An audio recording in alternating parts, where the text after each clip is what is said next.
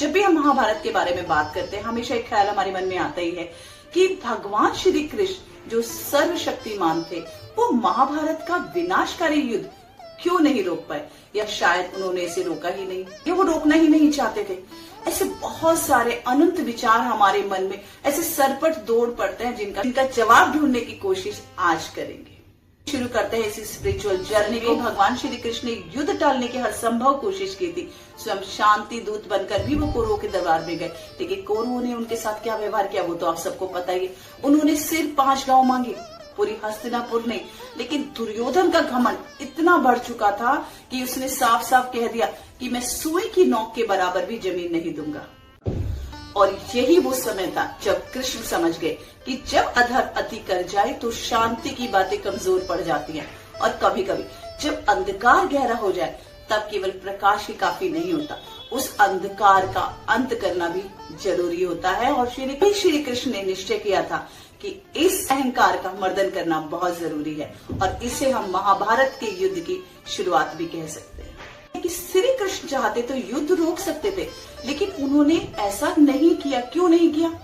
कृष्ण की शक्तियों में तो कोई कमी नहीं थी, वो चाहते तो सबको वश में कर सकते थे, और उनका उद्देश्य सिर्फ युद्ध रोकना नहीं था बल्कि वो धर्म की स्थापना करना चाहते थे। अगर वो चाहते तो जबरदस्ती युद्ध को रोक भी सकते थे।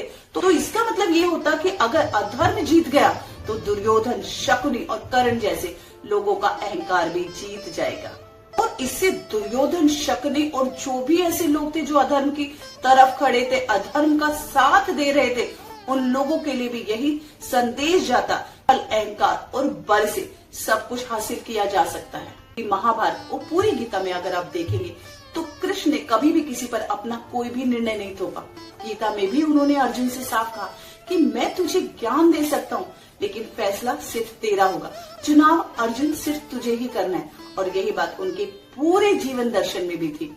और चुनाव का अधिकार सबको स्वतंत्र रूप से दिया। फिर वो उन्होंने कर्म और स्वतंत्र इच्छा को सर्वोपरि रखा, और हमेशा चुनाव का अधिकार सबको बराबर और समान रूप से दिया।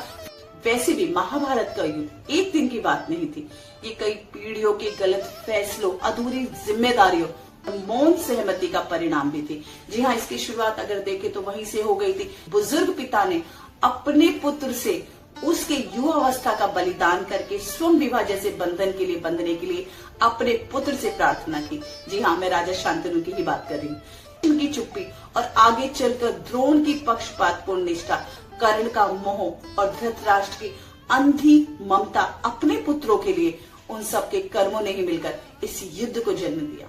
कृष्ण तो हमेशा से जानते थे कि हर युग में एक समय आता है जब पुरानी व्यवस्था को तोड़ना बहुत जरूरी हो जाता है, ताकि एक नई शुरुआत हो सके, एक नई पीढ़ी का आगमन हो सके। महाभारत युद्ध भी उसी विनाश का प्रतीक था जो पुनर्निर्माण का मार्ग खोलता है। फिर से वही प्रश्न खड़ा हो जाता है, तो क्या श्री कृष्ण युद्ध के पक्ष में थे?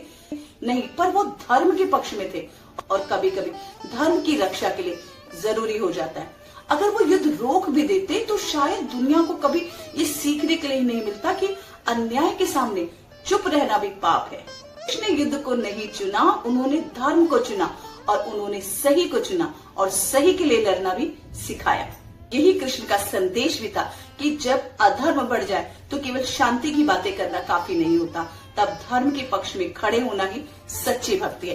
तो अब आपको ये क्लियर भी हो गया होगा, जिन लोगों के सवाल होंगे या मन में द्वंद्व चल रहा होगा कि भगवान श्री कृष्ण सर्वशक्तिमान, सर्वव्यापी होते हुए भी उन्होंने महाभारत का युद्ध क्यों होने दिया।